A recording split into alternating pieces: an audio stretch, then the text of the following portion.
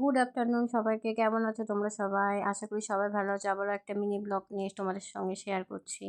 তো গতকাল ছিল একটা বার্থডে পার্টির নেমন্তন্ন।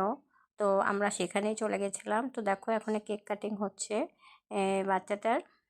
কেক কাটিংয়ে হয়ে যাওয়ার পরে তারপরে আমরা এখানে যে স্টলগুলো বসেছিল মকটেল আর চিকেনের একটা কিসের স্টল বসেছিল, ওটার নামটা আমি সঠিক জানি না।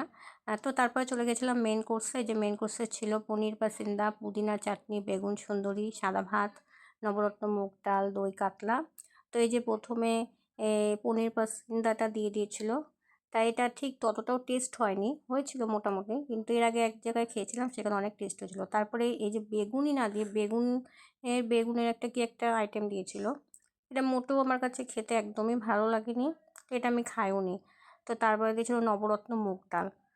এই মুগ ডালটাও আমার কাছে ভালো লাগেনি, অল্প একটু খেয়ে ওটাকে আমি ফেলে দিয়েছি। তারপরে দিয়েছিল দই কাতলা, এটা ভালো ছিল, এটা আমি খেয়েছি।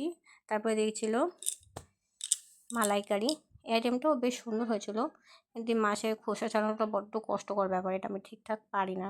তো যাই হোক, কষ্ট করে কোনো রকম বেছে একটুখানি খেয়েছিলাম।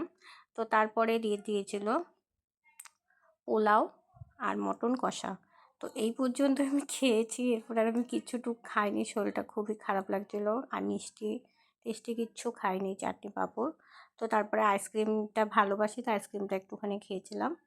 তো এই যে এখানে আইসক্রিমের স্টল করেছিল, তো এখান থেকে আইসক্রিম নেওয়া হচ্ছে। তো তারপরে খাওয়া দাওয়া শেষ করে আমরা আবার বাড়ি ফেরার উদ্দেশ্যে রওনা হলাম। বাইরে প্রচণ্ড বৃষ্টি ছিল, তন্ময়ের দোকান আরো বৃষ্টিতে সামনে টোটো যায়। করে বন্ধু ওই পাড়ার আমরা মাল সবাই নাকি? একসঙ্গে হই হই করতে করতে চলে আসলাম। দেখো রাস্তাটার অবস্থা, রাস্তাটা পুরো ভিজে স্যাঁতস্যাঁতে করছে। তো কেমন লাগলো আমার ব্লগটা অবশ্যই জানিও। আজকের মতো এখানে শেষ করছি। টাটা, সবাই ভালো থেকো। নেক্সট কোনো ব্লগে আবার দেখা হবে।